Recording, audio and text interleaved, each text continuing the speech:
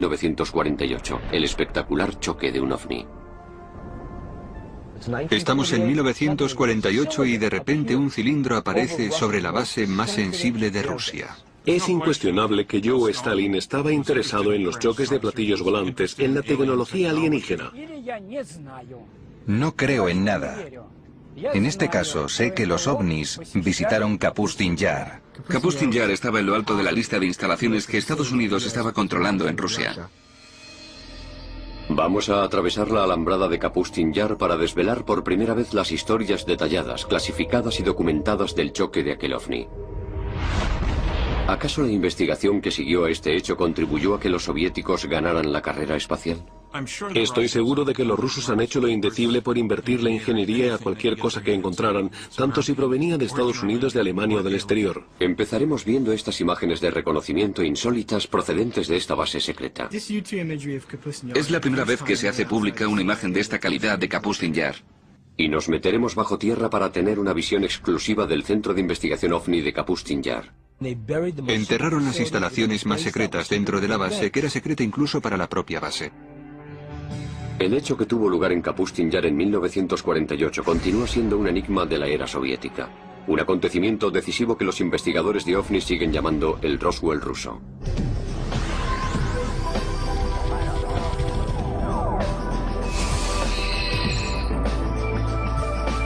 El Roswell ruso. Este es el Kapustin Yar, unas instalaciones militares extremadamente secretas localizadas a 96 kilómetros al sureste del antiguo Stalingrado y a 800 kilómetros al sur de Moscú. Construido según las directrices personales de Joseph Stalin, se trata de las instalaciones militares más antiguas de Rusia. Sus actividades a lo largo de los últimos 60 años han avivado la polémica sobre lo que de verdad sucede detrás de estos muros. Kapustin Yar, o Vladimirovka, como se le conocía en un primer momento, fue y sigue siendo el primer centro espacial ruso.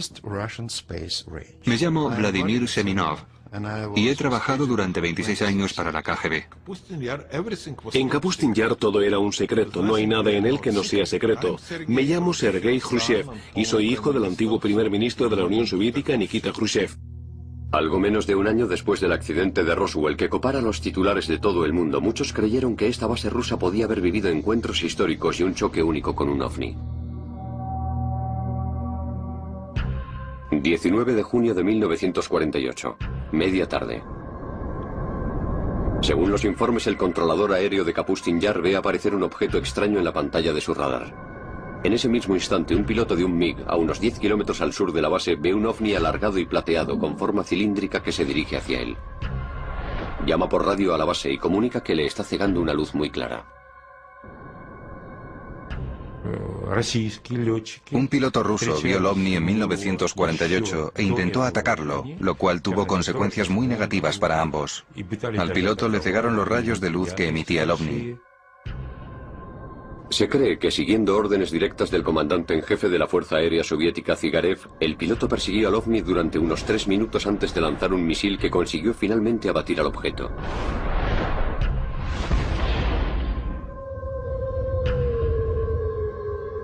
Pero al contrario que con el Roswell, este choque nunca salió en los periódicos. Estamos en 1948 y es una base aérea secreta. De repente aparece un cilindro sobre la base aérea más sensible de Rusia. Despegan los MiGs, es un combate aéreo, los pilotos rusos son buenos. Puedo ver aquel avión colocándose encima de la nave, los MiGs disparando sus cohetes mientras el arma de rayos de partículas hace explotar el MiG y ambos caen. Los informes indican que el piloto cegado, en un último intento por recuperar el control de su MiG, fue golpeado por las armas del objeto y murió dentro de su avión. ¿Qué utilizaron los alienígenas que estaban lanzando? Lo que probablemente estuvieran utilizando fue un arma de rayos de partículas. Sabemos lo que usó el MiG, que era lo que los rusos utilizaban entonces. El MiG disparaba sus balas, sus cohetes y las primeras versiones de un misil. Aquel MiG fue capaz de romper el áurea antigravitacional que rodeaba a la nave. El objeto con forma cilíndrica no pudo mantenerse más tiempo en el aire y se estrelló. Y los equipos rusos de recogida, entusiasmados por recibir su primera nave espacial, saltan sobre aquello y se lo llevan bajo tierra a Sitkur. Entonces empieza el programa OVNI secreto de Rusia. Soy Bill Burns, editor de la revista UFO. Afrontémoslo, todo el mundo quiere echarle el lazo a un platillo volante. Es una fuente maravillosa de armas y de sistema de defensa. Soy Stanton Friedman, soy físico nuclear, profesor y ufólogo. Este choque de 1948 es uno de los muchos extraños acontecimientos que han convertido a Kapustin Yar en una versión incluso más mítica que el Roswell de Estados Unidos y el Área 51. Los soviéticos tenían que hacerse con lo que teníamos nosotros, que era el choque de Roswell. Contábamos con el almacén tecnológico que desarrollamos a principios de la década de los 60 gracias al Roswell. Los rusos no tenían algo así. ¿Cómo conseguir esa tecnología? No viene caída del cielo. Hay que buscarla. Y los rusos la buscaron embarcándose en misiones suicidas. Cualquier cosa que pudieran hacer sus pilotos de MiG para abatir una nave extraterrestre valía. Desde el momento de su construcción a principios de 1940, Kapustin Yar ha estado envuelto en el secretismo. Es un lugar en el que se dice que enviaban a los investigadores más importantes de la Unión Soviética y a los especialistas científicos y militares para desarrollar tecnología de alta gama para la Guerra Fría y armamento. Lo sé todo porque pasé meses y años en Kapustin Yar trabajando allí, probando nuestros misiles de crucero, diseñados para que los submarinos soviéticos hundieran los portaaviones estadounidenses. Kapustin Yar era uno de los pocos lugares en una lista de instalaciones de la que la inteligencia de Estados Unidos quería obtener imágenes. Allí se hacen principalmente tres cosas: prueba misiles tierra-aire, prueba misiles balísticos tierra-tierra y prueba de misiles de lanzamiento o misiles crucero. Allí realizan estas tres pruebas, muy interesante para la inteligencia de Estados Unidos. De hecho, el edificio de la base era tan secreto que cuando el ejército soviético se inquietó al pensar que una ciudad estaba demasiado cerca, sus residentes fueron evacuados y la ciudad fue simplemente eliminada. El nombre de la ciudad: Zitkur. Zitkur era una pequeña ciudad a pocos kilómetros del complejo de pruebas de Kapustin Yar. Probablemente lo que sucedió es que los rusos decidieron que, como la gente veía las pruebas que se estaban realizando, lo mejor era cerrar aquella ciudad. Numerosos investigadores creen que el nombre de Zitkur fue consecuentemente asignado al Centro de Investigación Subterráneo de Alta Gama sobre OVNIs bajo Kapustin Yar. Existe la idea de que en Zitkur y en Kapustin Yar hay una zona de almacenamiento de ovnis estrellados, de cadáveres de los visitantes y de miembros de las tripulaciones. Zitkur es de alguna forma lo que Área 51 es para Nellis AFB en el lago Groom de Nevada. Los distintos países tienen distintos lugares en los que desarrollan su tecnología de ovnis, y lo que hacen es intentar descomponerla, ver su composición e intentar invertir la ingeniería. Pero mucho antes del accidente de 1948, la zona alrededor de Kapustin Yar y el cielo sobre Rusia han sido testigos de otros extraños encuentros bien documentados con ovnis. Algunos de ellos se remontan a un tiempo anterior a lo que conocemos como Rusia. Rusia ocupa un territorio inmenso. Se han divisado ovnis sobre estos territorios al menos durante miles de años. Me llamo Paul Stonehill y soy coautor del libro UFO USSR. Uno de los ovnis más famosos fue avistado en 1950 después de Cristo por un viajero internacional de entonces, Ivan Fadlan. Él y sus compañeros de viaje observaron objetos extraños en el cielo que los asustaron enormemente. Pero los lugareños se mofaron de ellos y les dijeron: los vemos muy a menudo. Batallas aéreas, objetos que se ensalzaban en luchas, extrañas naves, algo similar a la escena de la Guerra de las Galaxias del cine. Increíble. Cuenta la leyenda que las espectaculares batallas aéreas libradas en el cielo dieron fuerza y valor a los guerreros árabes para derrotar a sus enemigos durante los siguientes días de lucha. En el siglo XVII, Rusia experimentó una consecución de avistamientos ovnis. Quienes los vieron describieron aquellos objetos como bolas de fuego con forma de cometas.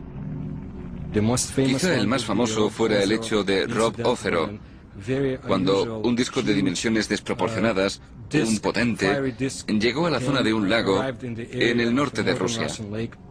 Un testigo ocular declaró lo siguiente: Hoy, a día 15 de agosto del año 1963, se oyó un choque estruendoso desde el cielo. Cerca del mediodía descendió sobre Robosero una gran bola de fuego de un cielo totalmente despejado. Frente al fuego se proyectaron dos potentes haces de luz.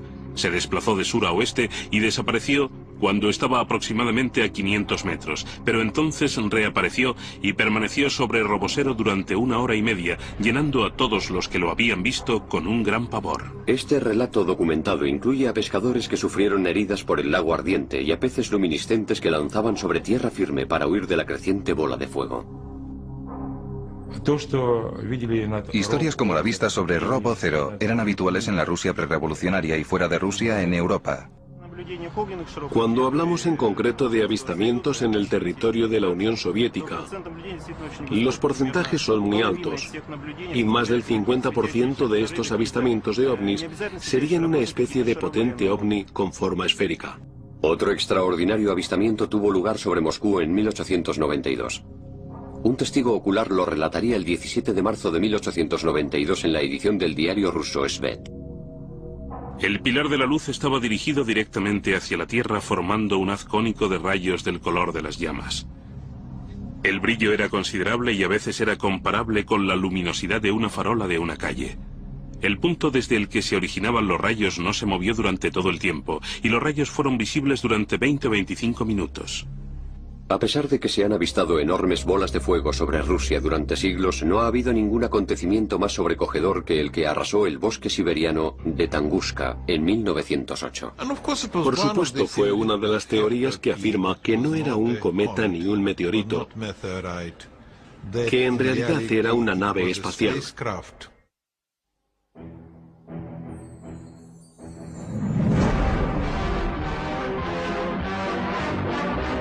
Hurtling through the solar system, a speck of cosmic dust strikes the Earth.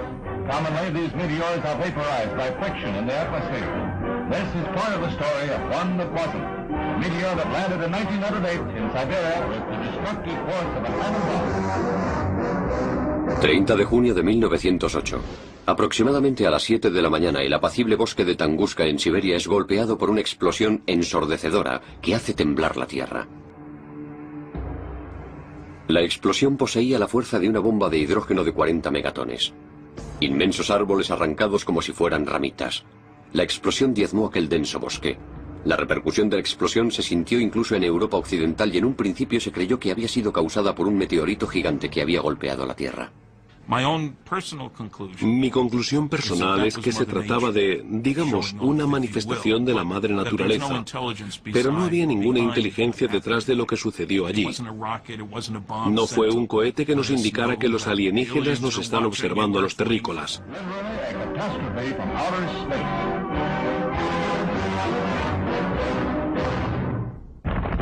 No obstante, los investigadores de ovnis afirman que aquella devastadora explosión había sido el resultado de un meteorito. ¿Por qué no se encontró ningún cráter en Tunguska o en sus proximidades? Esto es algo que hoy en día los científicos no pueden explicar.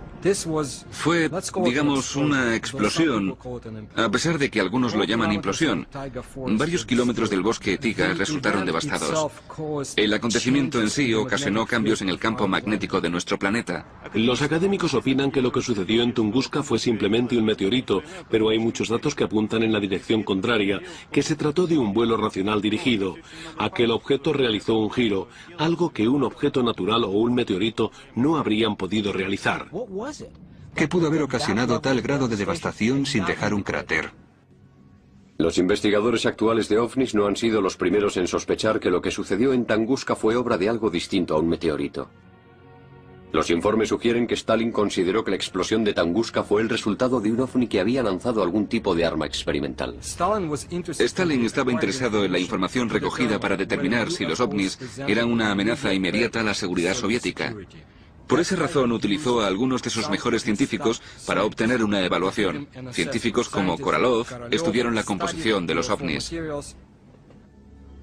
Sergei Korolev, uno de los científicos más reputados de la Unión Soviética, se convertiría en el padre del programa espacial ruso y en el hombre responsable del Sputnik. Junto con Stalin se propuso resolver el misterio de Tunguska. Aquellas investigaciones lo impulsaron a financiar la expedición al lugar en el que se había producido el acontecimiento de Tunguska. Sergei Korolev invirtió dinero propio en enviar en helicóptero una expedición a la zona de Tunguska. Korolev y Stalin nunca se conocieron. Algunos investigadores intentaron demostrar que Korolev sí se había reunido con Stalin, pero no encontraron ninguna prueba. Stalin imaginaba que podía haber sido en verdad una nave espacial. Quería encontrar los fragmentos de aquella nave, recomponerlos y recrear el objeto con objetivos militares. Inicialmente, Korolev encontró que muchas de las cicatrices físicas producidas en Tunguska seguían visibles. Pero el descubrimiento más sorprendente apareció en forma de fragmentos metálicos radiactivos encontrados en el lugar de los hechos, restos poco habituales de un asteroide o de un meteorito. Si se sigue la trayectoria de vuelo del objeto de Tunguska y se va más allá del lugar del choque, se llega a una zona que los ufólogos rusos llaman el cementerio del demonio. Se trata de una zona de 300 metros cuadrados en la que no crece ni una planta y en la que mueren todos los animales. Una zona que además tiene unos niveles de radioactividad más altos de lo normal. Se trata de las consecuencias de un posible fragmento metálico radiactivo resultante del choque. Los niveles de radiación eran una realidad. Los meteoritos no bajan con ese nivel de radiación, así que una de las historias es que era una nave nodriza que había explotado. Se cree que Korolev le dijo en secreto a Stalin que el accidente de Tunguska había sido provocado en verdad por un ovni, del que se habían encontrado fragmentos por toda la zona. No obstante, en su informe oficial extremadamente secreto, se comenta que Korolev le contó una historia muy distinta. La versión oficial era que en Tunguska había chocado un meteorito gigante.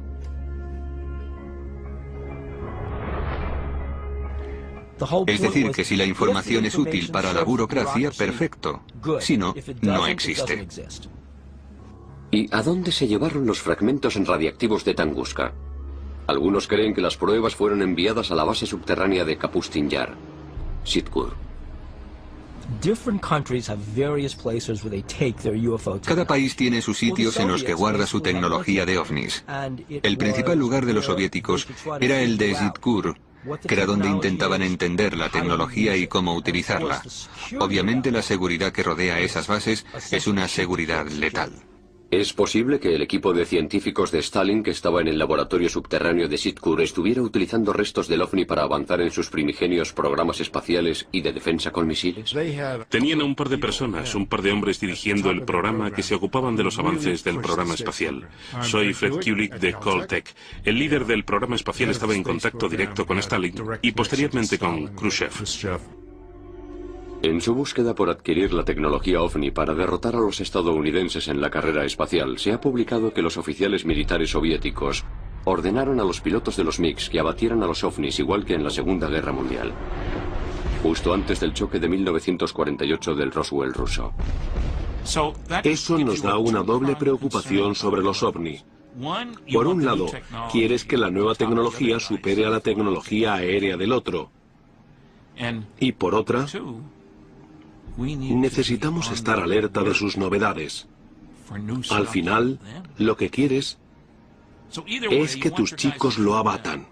En su búsqueda por adquirir la tecnología OVNI para derrotar a los estadounidenses en la carrera espacial, se ha publicado que los oficiales militares soviéticos ordenaron a los pilotos de los MiGs que abatieran a los OVNIs igual que en la Segunda Guerra Mundial, justo antes del choque de 1948 del Roswell ruso. La CIA tenía agentes en la Unión Soviética en 1950 que afirmaban haber visto ovnis. La CIA estaba muy interesada en lo que estaba pasando en la Unión Soviética.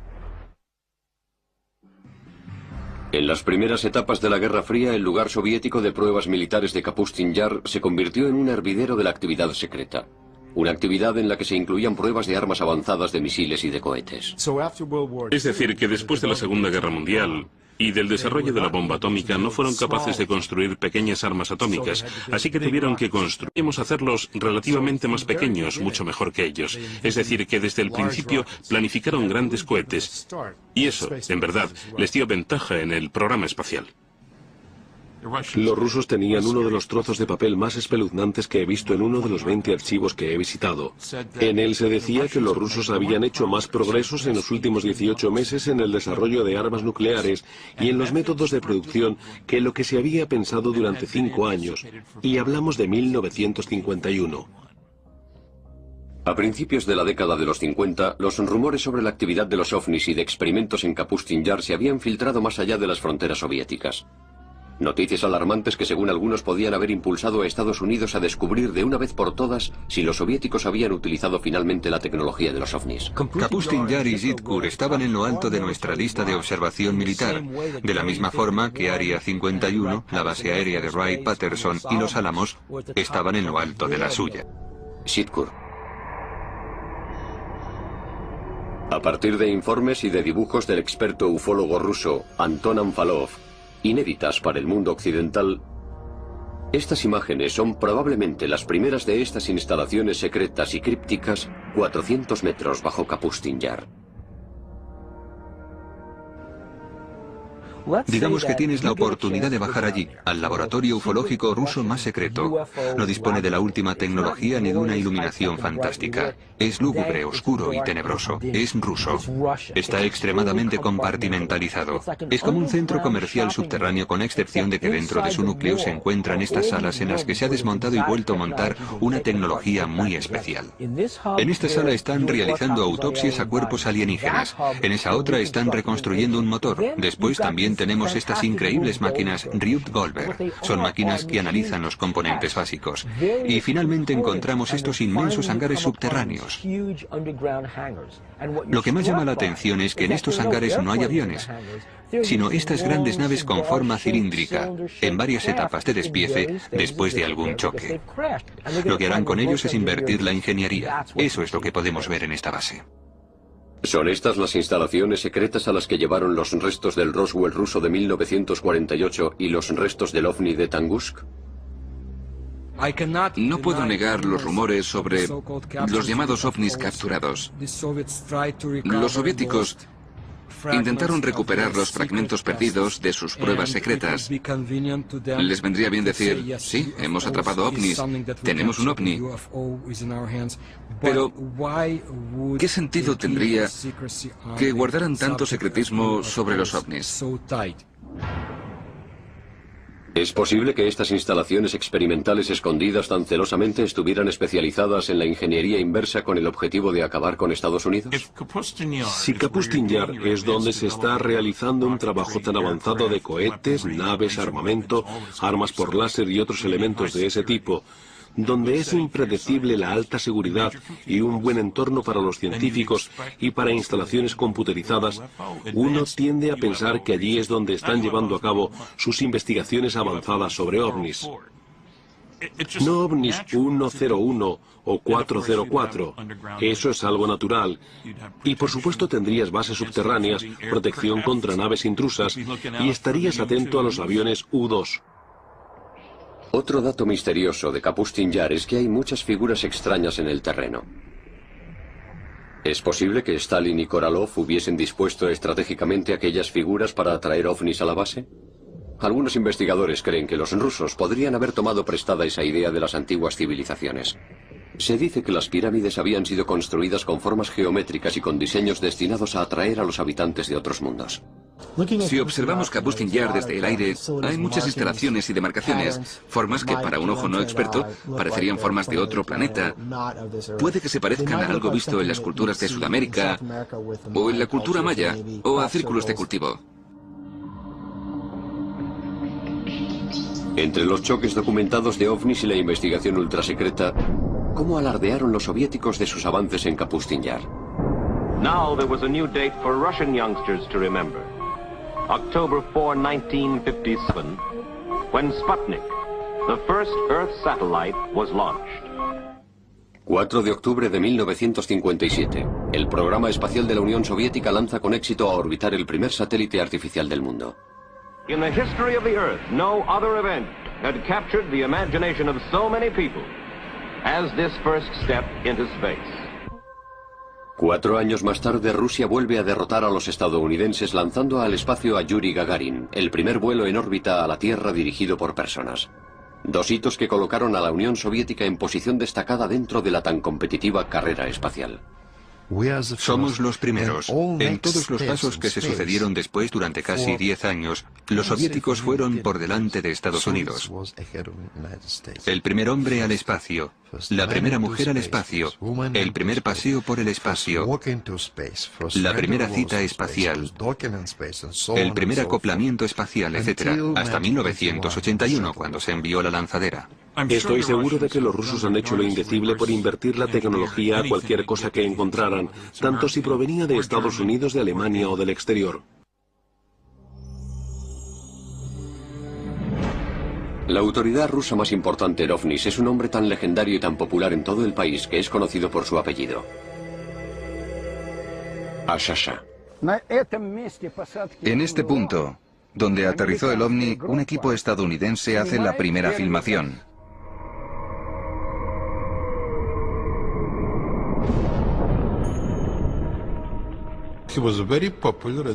Era muy conocido en plena actividad ufológica en la Unión Soviética, a finales de la década de los 60 y 70. En aquel momento no estaba permitido, pero tampoco restringido hablar sobre esto. Ashasha inventó el canal de historia para hacer una visita exclusiva a un lugar documentado del choque de un ovni, no muy lejos de donde se produjo el choque de 1948 del Roswell ruso. Yo me tuve que quedar aquí, exactamente en este sitio. Utilizando 2 varillas de cobre, Ashasha empieza la visita comprobando la energía ambiente que el lugar del choque sigue emitiendo hoy.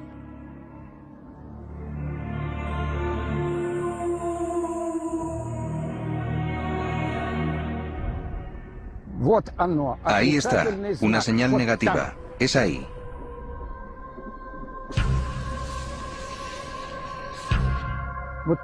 Ahí abajo, por allí.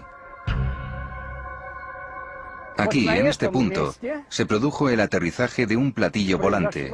Primero lo cruzó directamente y después perpendicularmente, después por las diagonales. Aquí es donde empiezan los límites. Ahora hacia el centro. En este centro vemos una gran cantidad de hierbas compactas. Y lo más importante es que... Mira, una señal positiva. Ahora nos acercamos al límite. Ahora están neutras. Aquí está la otra parte del límite. Desde aquí hasta allí. Ahora me alejo del centro, hacia el otro lado. Ashasha está recorriendo el perímetro de 30 por 6 metros de un ovni con forma cilíndrica que se sabe que se estrelló aquí en 1961. Retrocedemos de nuevo. Volvemos a ver la señal positiva, una señal muy fuerte. ¿Ves cómo varía? Es positiva con mucha fuerza. Ahora retrocedemos, negativa, mira. Aquí está el límite. Allí tenemos un punto, allí tenemos otro. Un tercero y un cuarto. Los animales evitan este lugar, lo rodean, y el ganado no pasta aquí.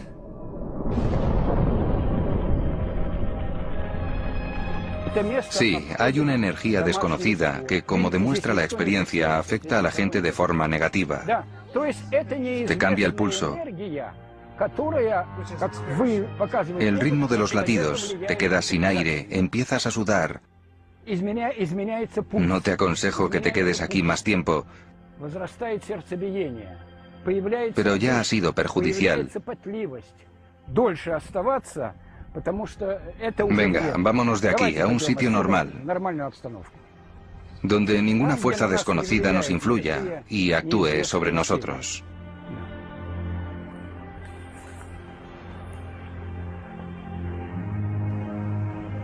La descripción de Ashasha del choque de este ovni fue apoyada por un habitante del pueblo cercano de Sotnia, que al ver a Ashasha nos contó su relato sobre el avistamiento del choque por su ventana, que da a este lugar a menos de 180 metros.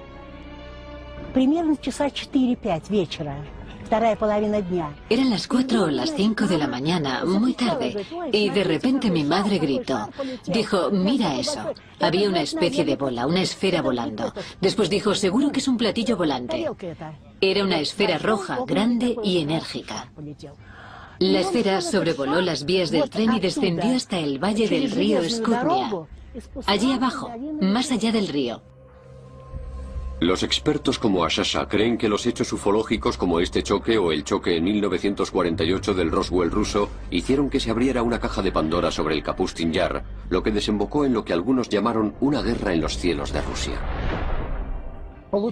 Los pilotos solían recibir órdenes desde tierra para que defendieran el espacio aéreo y para que abatieran a los ovnis. Otras veces el ovni era quien empezaba terribles ataques. Lo que más me intriga acerca de los rusos son las supuestas luchas aéreas entre ovnis. He leído testimonios al respecto. Algunos luchaban en el aire. Quizá la prueba más irrefutable de los choques entre MiG soviéticos y ovnis sobre Kapustin Yar procede de primera mano de la piloto de pruebas más famosa, Marina Popovich. Una heroína nacional, una cosmonauta. Quizá la Chuck Yeager de Rusia. Marina afirma haber presenciado verdaderos enfrentamientos entre pilotos soviéticos y ovnis. En 1964 se produjo un choque durante una misión aérea de entrenamiento soviético. Alexander Kapagan era el comandante de un escuadrón y el instructor de pilotos en una de las escuelas de vuelo. Un día estaba volando con un cadete y fueron atacados por un ovni y cayeron haciendo una espiral.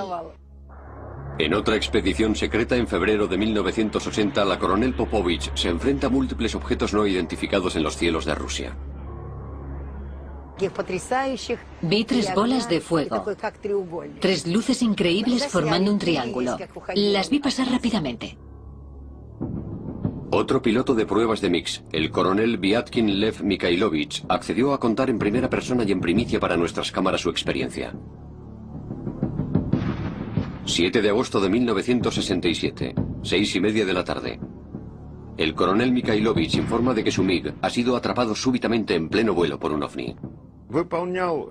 Cuando estaba haciendo un giro hacia la izquierda, de repente vi una luz que venía de arriba. Aquel gran disco empezó a encenderse poco a poco y solo me dio tiempo a inclinar rápidamente el avión, pero el ala golpeó el haz de luz. El avión tembló y los niveladores y las agujas empezaron a moverse de derecha a izquierda. Es como si el rayo de luz se desintegrara en pequeños puntos de luz. ¿Cuál fue mi sorpresa cuando mi técnico Mijail me dijo, Lev Mikhailovich, el ala del avión está brillando? Al parecer estuvo posteriormente durante una semana en el hangar y el ala izquierda no dejó de emitir una luz blanca. Lavaron el ala con queroseno y poco después el brillo desapareció.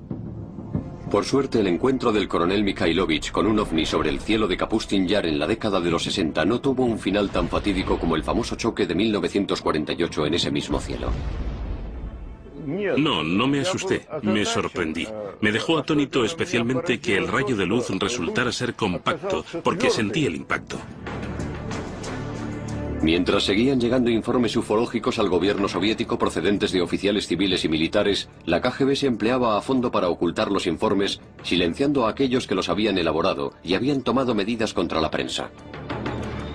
Pero mientras tanto, la agencia espía estaba creando un informe oficial sobre actividad ufológica en la Unión Soviética llamado el Archivo Azul de la KGB. Estados Unidos nunca entenderá esto, porque hay que estar dentro de la KGB para conocer el poder que tenía. Y durante la época de Stalin, la KGB era increíblemente poderosa.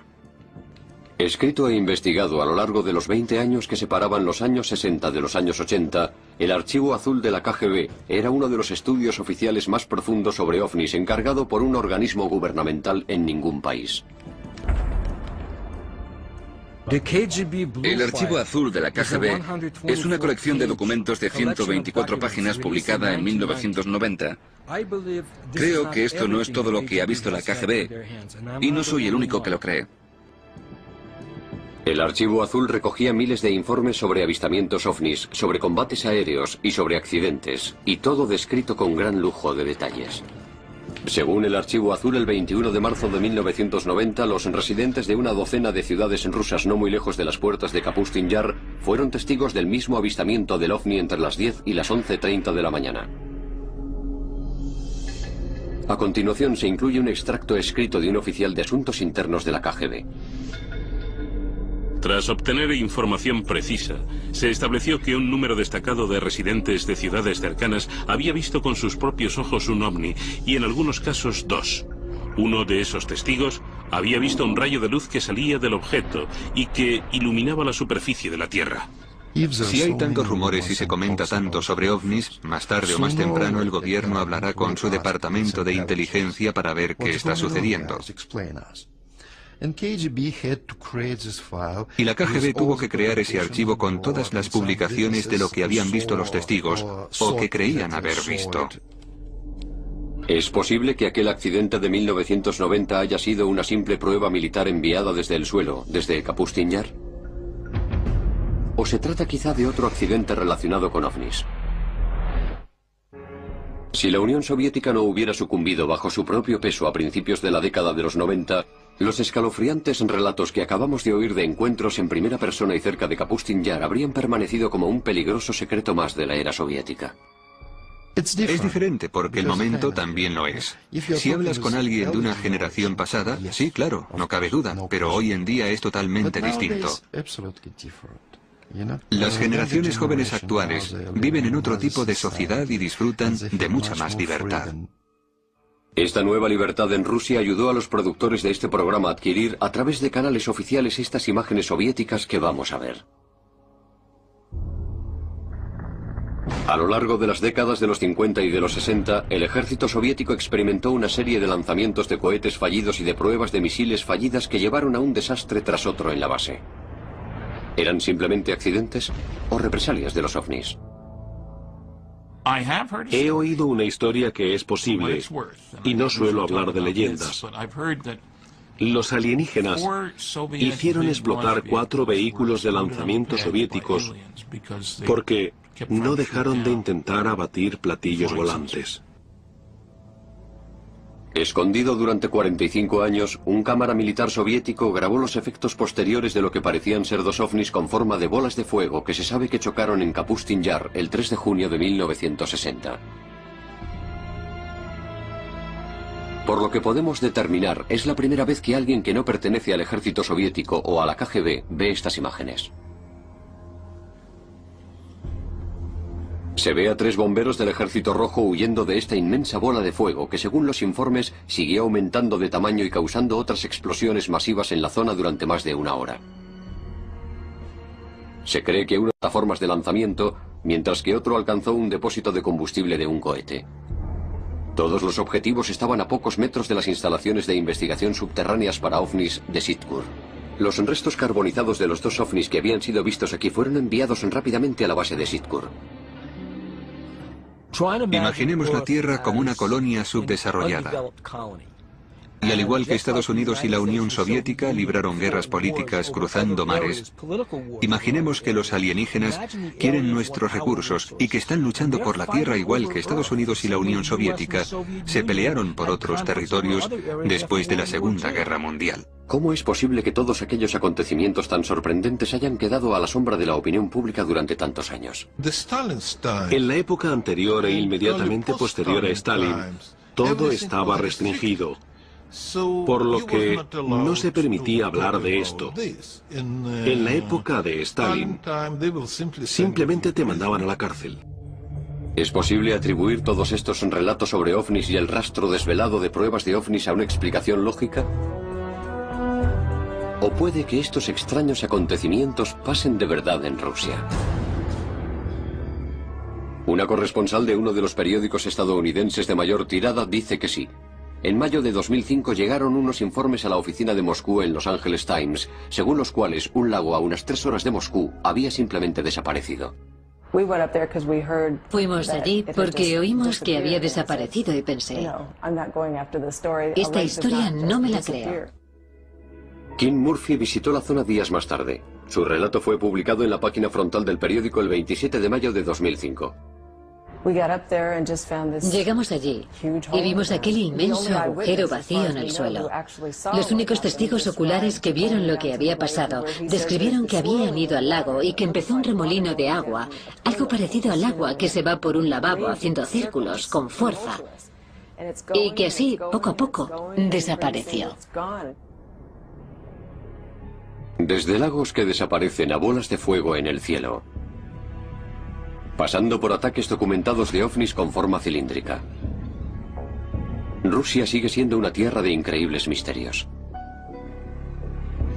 A día de hoy todavía continúan los trabajos de investigación en Kapustin Yar y en Sitkur, y la base sigue siendo un potente centro neurálgico para la actividad ufológica. Según uno de los investigadores, en 1989 se produjo un accidente en Kapustin Yar, y más recientemente, los restos de un choque en Polonia en 1997 se trasladaron a Kapustin Yar para ser analizados. Algunos de los movimientos políticos recientemente realizados por el presidente Vladimir Putin han hecho que desde Occidente algunos acusen a este gobierno de cerrar el telón de acero una vez más en la vibrante Rusia actual. Día tras día la gente se cuestiona y se preocupa, pensando si la Rusia de Putin es una Rusia mucho más autoritaria que la de Yeltsin. Saben que la información sobre ovnis no está tan disponible en Rusia con la misma facilidad que antes. En una sociedad abierta se pierde la capacidad de controlar los secretos. Putin salió de la KGB. Está viendo cómo mucha información valiosa y una tecnología valiosa están pasando a fuentes privadas. La Unión Soviética está cerrando puertas, está cerrando muchas zonas, pero también cerrando el tema de los ovnis.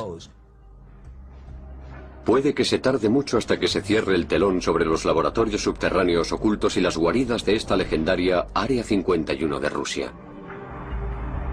Solo hemos empezado a escarbar la superficie de los sorprendentes misterios del Roswell de Rusia. Las peticiones extraordinarias requieren pruebas extraordinarias. Ver para creer.